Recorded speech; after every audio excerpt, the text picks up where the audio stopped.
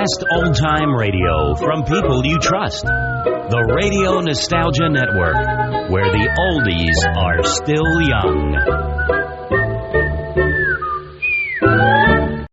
Palmolive Soap, Your Beauty Hope, and Luster Cream Shampoo for soft, glamorous, caressable hair bring you Our Miss Brooks, starring Eve Arden.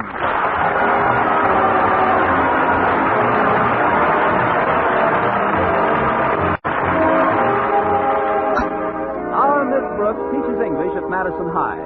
Well, like many other romantically inclined people, she sent the object of her affections, Madison's bashful biologist Philip Boynton, an unsigned card for Valentine's Day. And then she sat down to wait for his reply. It wasn't that his reply was long in coming. It just didn't come at all. Knowing Mr. Boynton, I wasn't too surprised that he forgot about Valentine's Day, but I was determined to change the locale of our next date. For the past 6 weeks, we had spent every Friday afternoon at the zoo. Now, I am definitely not anti-animal, but I am a school teacher, and hence, after spending 3 hours in the monkey house, I just can't afford to buy Taboo by the quart. I was brooding about it in the school cafeteria on Friday when Harriet Conklin walked over. Mind if I sit down with you, Miss Brooks? Not at all, Harriet. Don't you usually have lunch with Walter Denton? Well, yes, I do. But he's manager of the basketball team, you know, and he's giving the boys an extra skull practice. Really? Whose skull are they using today? I hope you're not expecting Mr. Boynton to have lunch with you, Miss Brooks. He told me he was eating his lunch in the laboratory because he didn't want to leave McDougal alone. Oh, don't tell me that frog is sick again.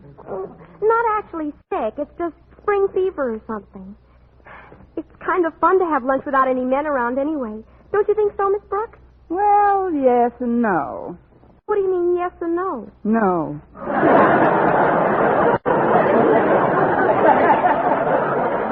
We haven't had a real woman-to-woman talk in a long time. You know, Walter Denton is crazier about me than ever. All I have to do is whistle and he comes running. Really? It's the only way to train him. That's what you ought to try with Mr. Boynton. I have, but every time I whistle, he opens his lunchbox.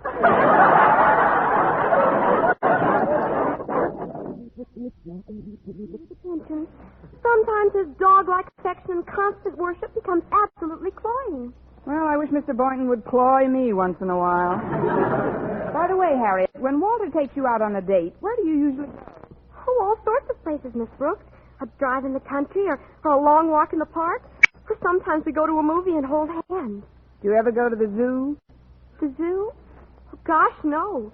Except when Mr. Boynton takes us there for his monthly lecture. That's where I've got an edge on you kids. I hear it every week. But Mr. Boynton takes you to the movies once in a while, doesn't he?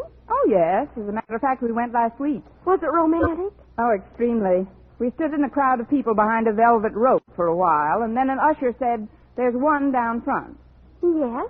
That was the last I saw of Mr. Boynton for 3 hours. I finally got a seat in the balcony. Oh, golly, that's a shame, Miss Brooks. You couldn't hold hands at all, could you? Not even with the long gloves I was wearing. But about those Fridays in the monkey house, Harriet... I'm surprised at you, Miss Brooks. You don't really let Mr. Boynton take you to the monkey house every week, do you? Well, I think it's the monkey house. It can't be the Taj Mahal with all those bananas. Well, if it isn't Madison High's Ferris, may I join this charming bevy of pulchritude? Why, Walter, what a lovely speech. Yes, you are a delightful child, Walter. But if you'll excuse me, Miss Brooks, I'd like to get my entree at the seating table. Oh, can I be of service, fair Harriet? I'll gladly fetch what you want. No, thank you. But if you'll sit up nicely when I return, I'll pat you on the head. Arf, arf. Can I get you anything, Miss Brooks? No, thanks, Harriet. Just bring back a roast beef bone and a can of Strong Heart. Okay, Harriet. You know, I think it's wonderful the way you kids get along. You're very fond of Harriet, aren't you, Walter? Very. Plus which, Harriet's the principal's daughter, and I'm manager of the basketball team. And there are things that I can accomplish quicker if I can get to Mr. Conklin without having to go through regulation channels all the time. What's good about getting to Mr. Conklin so fast? Well, I like getting things done fast that need getting done fast. Like New Jersey's, for instance. Like New Jersey's what, for instance? Not New Jersey's anything. New Jersey's for the basketball team. Oh, we need them badly. You do, at that. The ones the team wore in their last game looked awfully fuzzy. They didn't wear any in their last game.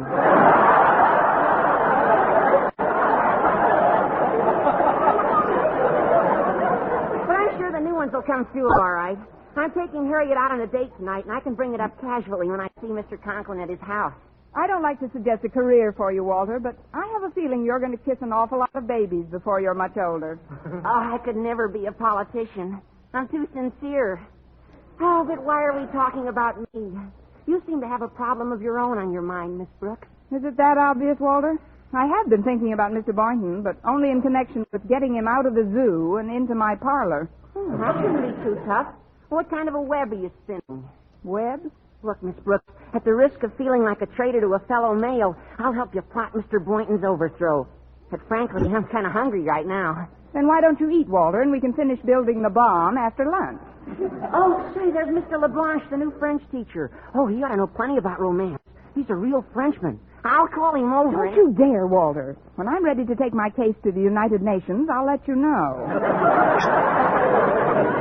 Besides, I've seen Mr. LeBlanche on dates with Miss Enright lately. So what? Miss Enright goes on dates with anybody. Gosh, every time she sees Mr. Boynton, she makes goo-goo eyes at him. That's not nice, Walter. Miss Enright's eyes are always that way. I mean, it's unethical. Unethical is better than lonesome, Miss Brooks. Oh, Mr. LeBlanche. Walter, please. Call me Walter? Yes. Would you be kind enough to come over here a minute? I'd like to talk to you about something very important. Well, you better talk to him, Walter, because I refuse I bring my coffee along and... Oh. How do you, Miss Brooks? Fine. How do you, Mr. LeBlanc? What did you want to talk to me about, Walter? Oh, it isn't important. I'll see you later. Now, that's what I call a real subtle maneuver. He's a funny boy, no? No. Well, now it's just you and I, Miss Brooks, eh? I'm afraid it's just you, Mr. LeBlanc. I've got to see Mr. Conklin about something. Mr. Conklin? Please, Miss Brooks, I think Mr. Conklin is a fine principal. But do you have to mention him during the lunch period? You've got something there. I guess it can wait a while. It's only a question of giving him my weekly $1. Are you owe him a weekly $1? For what? It's a long and grim story, but I think I can boil it down to the repulsive essentials. A couple of weeks ago, I took an electric heater of his, connected it in Mr. Boynton's laboratory on an overloaded circuit, and shorted the building, started a small fire, and ruined the heater. Why did you do that? I like sirens. Oh, I didn't do it purposely, Mr. LeBlanc. It was an accident. One for which I'm paying at the rate of $1 a week. And today's dollar day at Madison. Well, that is too bad, Miss Brooks, but it is not money that causes you to look the way you do today. Is there a sign on my forehead? How do I look today? Well, there are only two things that can make a woman have the look you have on your face. One is an affair of the heart. The other is the meatballs in this cafeteria.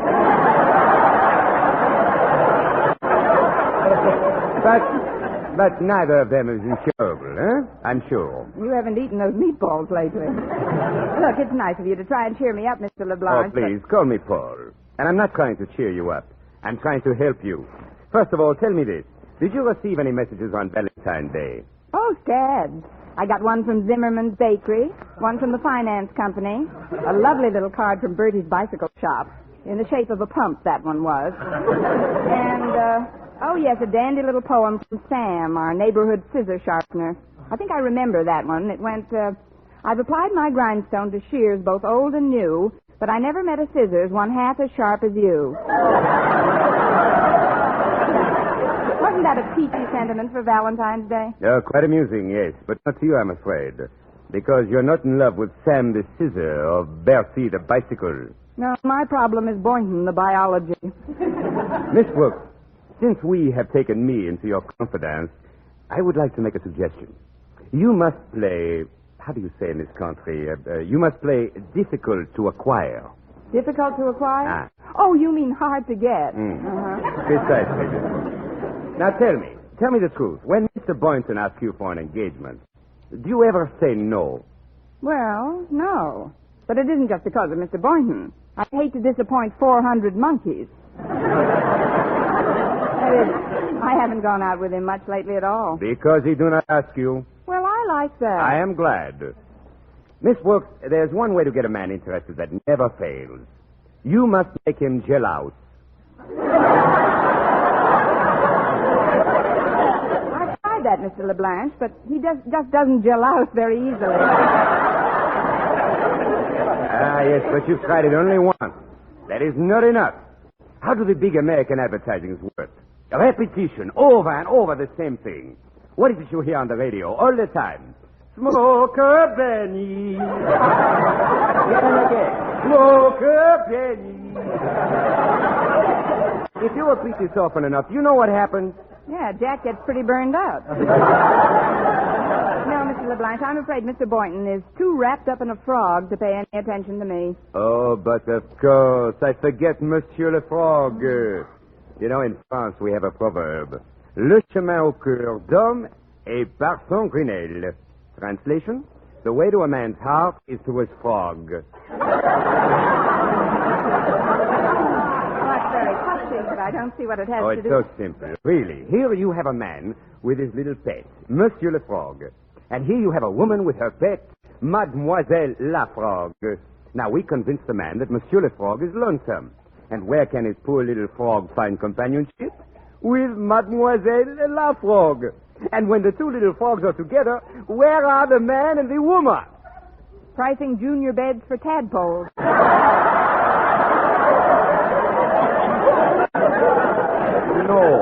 No, Miss Brooks, no. The man and the woman are also together. Now, you know, Miss Brooks, what you have to do to get Mr. Boynton to be a passeador, no? Yes, I've got to build a better frog trap. Look, Mr. LeBlanc. This idea is a little impractical. coming, Miss Brooks. Oh, you look better already. Hello, Walter. Mr. LeBlanc is quite an idea man. We were just discussing a really fantastic scheme.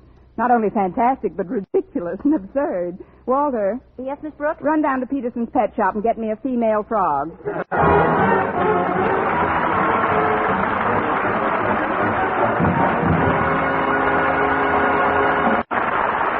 Our Miss Brooks, starring Eve Arden, will continue in just a moment. But first, here is Vern Smith. The makers of Palmolive soap are giving away $100,000 in prizes. First prize, $49,000, plus over 4,900 other cash prizes in the Big 49 Gold Rush Contest. Hundreds will strike it rich in this exciting Gold Rush Contest. One of them may be you. It's easy to enter. Just finish this sentence in 25 additional words or less. I like Palmolive soap because. That's all. Just 25 words or less to finish the sentence, I like Palmolive soap because. Then mail your entry right away along with a Palmolive soap wrapper. Try for your share of that $100,000 in prizes right now. Your chance of winning $49,000 is as good as anyone's. Get entry blank with complete rules from your dealer, or write your completed sentence on plain paper. Include your name and address and dealer's name and address. Mail with one Palmolive soap wrapper for each entry to Gold Rush Contest, Box 49, New York 8, New York. Better write that down. Gold Rush Contest, Box 49, New York 8, New York. Enter as often as you like, including one wrapper with each entry. Get Palmolive soap right away to help win a lovelier complexion and try for your share of the $100,000 in cash prizes.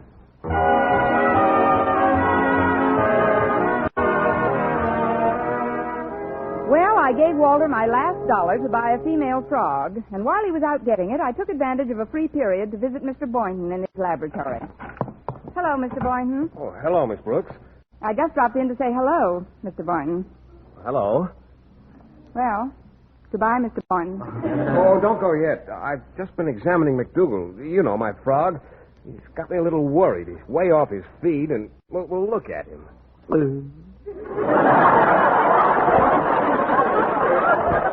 Don't you think his eyes pop out more than usual? What did you say? I said, don't you think his eyes pop out more than usual? Yes. For a minute, I thought he was Eddie Cantor.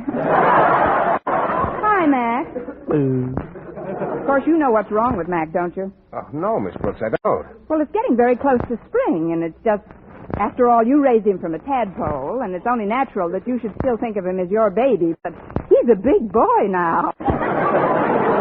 What do you mean, Miss Brooks? Well, just this, Mr. Boynton. Did it ever occur to you that Mac gets lonesome all alone in that cage? Oh, I let him out of the cage quite often. He hops all over the lab. But what good is that? He hasn't got any friends here. Oh, I don't know. There are always a number of guinea pigs around. Of course, he doesn't pay much attention to them. Well, naturally. Guinea pigs make fine friends for other guinea pigs. A frog might crave a different kind of companionship. Well, what about me? I'm very close to McDougal. I've been his constant companion. If I were a frog, I don't think I'd consider that the ideal arrangement either. No, I think I'd want something a little more frog-like. Well, just what are you getting at, Miss Brooks? Look, did you ever sit down and tell McDougal about the birds and bees? Well, what does he want with birds and bees? He won't even make friends with guinea pigs. Well, let me put it this way. Mrs. Davis, my landlady, has a cat named Minerva. Now, around this time of the year, Minerva keeps us both awake half the night with an almost incessant yowling. Well, have you tried giving her a saucer of milk? That's not what she's yowling about, Mr. Barton. Milk's very effective with a cat, usually. Yes, I know. And believe me, if I thought it would quiet her down, I'd give her an autographed picture of Elsie the cow. But it won't. She's yowling because she's lonely. Why, Miss Brooks, I didn't know you were so aware of these biological manifestations. Where did you learn all this? My mama done told me.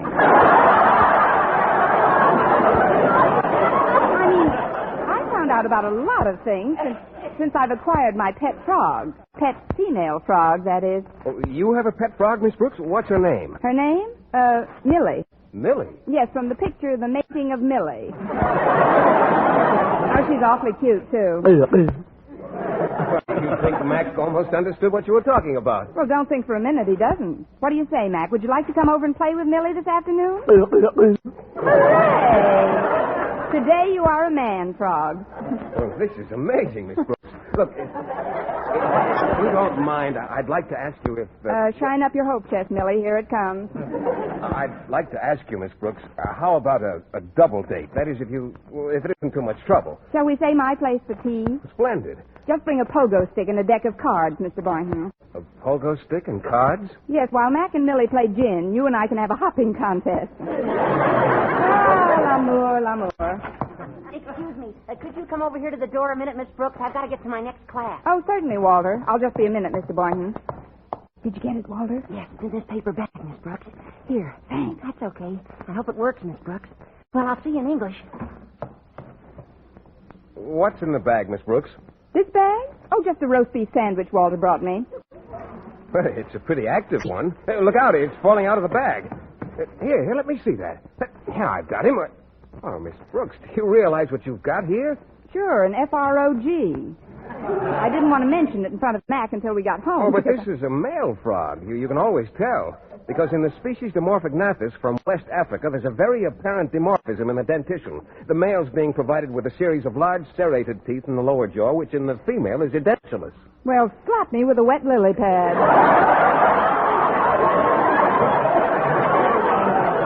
Excuse me, Mr. Boynton. I've got to be running along now. Oh, why, Miss Brooks? I've got to see a boy about a frog. Here, I'll put it back in the bag for you. Now, just hold the top tighter and he won't get away again. I still don't comprehend why you got this male frog. Well, I didn't know how you and McDougal would react to the idea of keeping Millie company, so I thought I'd play safe and get this one, too. Oh, I don't think Mac likes the idea very much. Don't be jealous, Mac. Let him live his own life. We better not come over this afternoon, Miss Brooks. I'm afraid it'd only confuse Mac. Look, Mr. Boynton, I don't care if a frog wants to play hard to get, but there's something I'd like you to remember. Well, what's that, Miss Brooks? Well, I don't want to sound too much like an English teacher, but when one plays hard to get too often, one sometimes don't get got.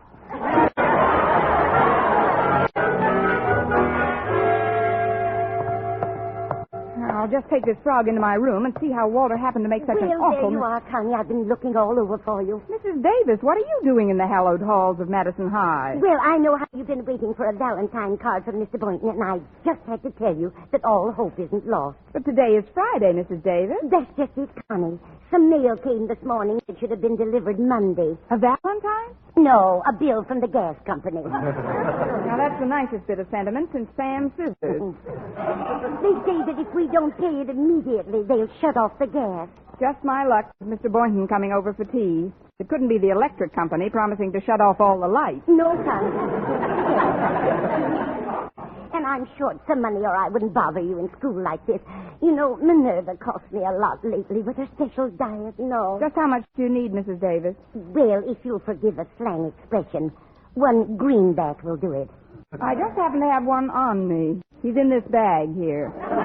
Now, don't look so alarmed, Mrs. Davis. I'm not cracking up completely. Look, just take this frog back to Peterson's pet shop, and they'll refund my $1. I'll explain why I bought the frog later. You don't have to explain anything to me, Connie. If you want a frog for a pet, it's perfectly all right. But why are you giving it back? Keep the gas on, for one thing. Besides, it's a male frog, and I've got to have a female. Well, you don't have to spend any money for that. I'll get you a female frog in the park. I never thought of that. I'd certainly appreciate it, Mrs. Davis. Will you bring it back with you after you've paid the gas bill? Certainly, Connie. And I just know that you'll be very happy together.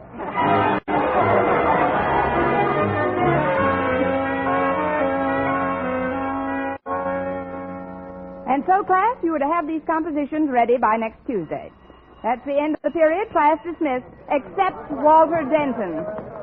Come up to my desk, Walter. Oh, I'm glad you asked me, Miss Brooks. I wanted to explain about that frog. You see, Mr. Peterson was out to lunch when I got to the pet shop, so I got you one out of the park pond. But was it all right? I mean, was she a girl? No, Walter, she was a boy with big serrated teeth in her lower jaw.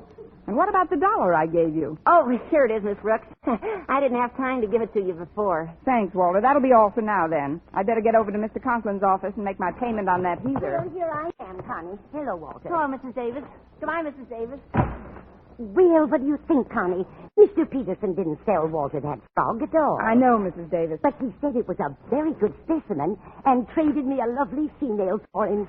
And instead of giving us any money, he promised that when our frog becomes a husband, we'll get the pick of the litter. I can hardly wait. But where's the female frog? Oh, I had that in a paper bag, and it seemed very insecure. So I put the frog in a desk across the hall. Nobody saw me. Across the hall? But that's Mr. Conklin's office. Mrs. Davis, you wait right here, and if I'm not back in 5 minutes, call the coroner. Now, what is it? Come in. Oh, it's you, Miss Brooks. Please transact whatever business you have in this office in a hurry. I've got an appointment with the doctor. The doctor? What's the matter, Mr. Conklin? Oh, just a checkup. A lot of nonsense, if you ask me. My wife's been telling him all sorts of foolishness about the state of my nerves. To hear her tell it, I've not only got the world's highest blood pressure, but I'm jumpy, anxious, overwrought, But irritable. Mr. Conklin... Don't interrupt!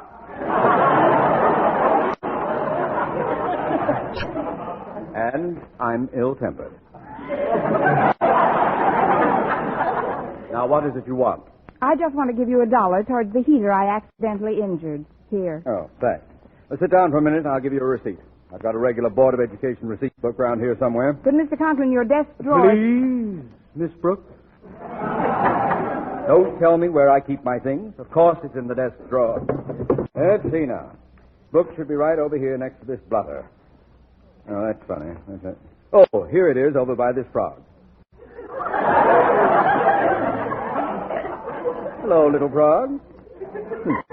Miss Brooks, it won't take a moment to get the receipt. Hello, little frog!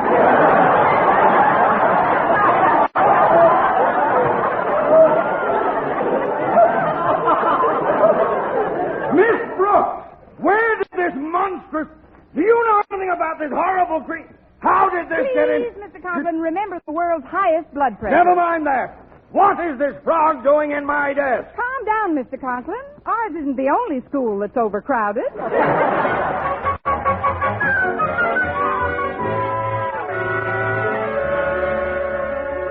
I thought you'd never get home from school, Connie. How long did Mr. Conklin spend bowling you out? Oh, it seemed like hours, but actually it was only a few minutes. You should have been there when Mr. Conklin and Millie here faced each other across his desk drawer. Poor thing, her heart hasn't stopped beating yet. Neither is yours, Connie. You're as jumpy as Minerva. Are you sure Mr. Boynton said he'd be over for tea? Oh, definitely, Mrs. Davis. I told him all about how lonely Minerva was and compared her to McDougal. So he's bringing Mac over to meet Millie. It's the first time in weeks we've had a date away from the zoo. Oh. Well, that's Mr. Boynton now. I'll go make the tea, Connie, and you receive him alone. All right, Mrs. Davis, coming. Well, it's nice to see you boys. Come in. Let's go into the living room. Thank you, Miss Brooks. Here's something for Millie. It's from McDougal. Oh, I'll open it for her. Well, wasn't that thoughtful of Mac, Millie? Just what you needed, a clump of wilted lettuce. Here, I'll put it in this little box I keep her in. I guess Mac wants to see what Millie looks like. Oh, of course. Here, just hold him up. There we are. Ooh, ooh. This is Mac, Millie. I think she likes him. But, Miss Brooks, didn't you say you had a cat on the premises? That's right, Minerva. She usually sleeps in the piano during the day. Here, Minerva, come out of the piano. Oh, well, she'll probably wake up in a little while. Sit down, Mr. Boynton. Oh, before I do, don't you want to open this big box? For me? Well, what in the world can this be? It's a cat, Miss Brooks. I brought him over to keep Minerva company.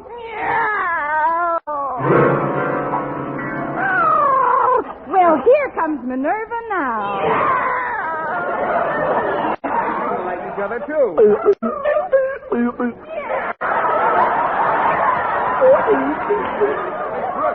Miss Brooks, where are you going? You know where I'm going. I'll meet you by the third monkey from the left. Eve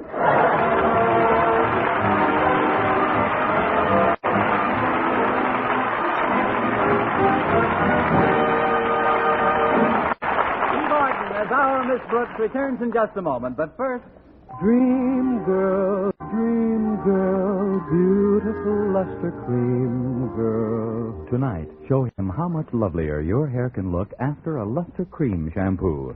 Only Luster Cream brings you Kay Daumit's magic formula blend of secret ingredients plus gentle lanolin.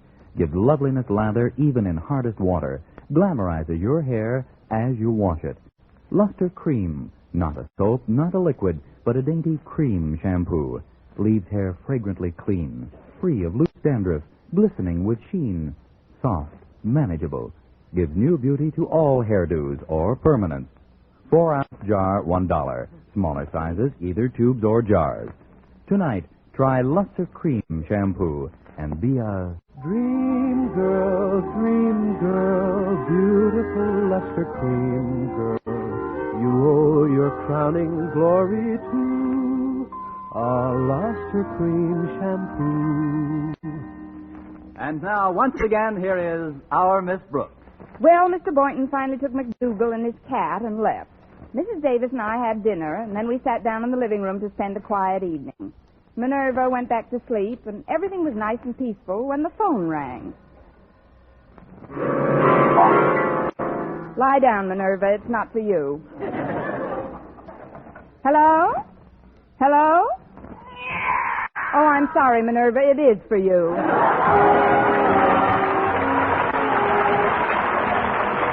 Next week, tune into another Our Miss Brooks show brought to you by Palmolive Soap, Your Beauty Hope, and Luster Cream Shampoo for soft, glamorous, caressable hair. Our Miss Brooks, starring Eve Arden, is produced by Larry Burns, written and directed by Al Lewis, with music by Wilbur Hatch.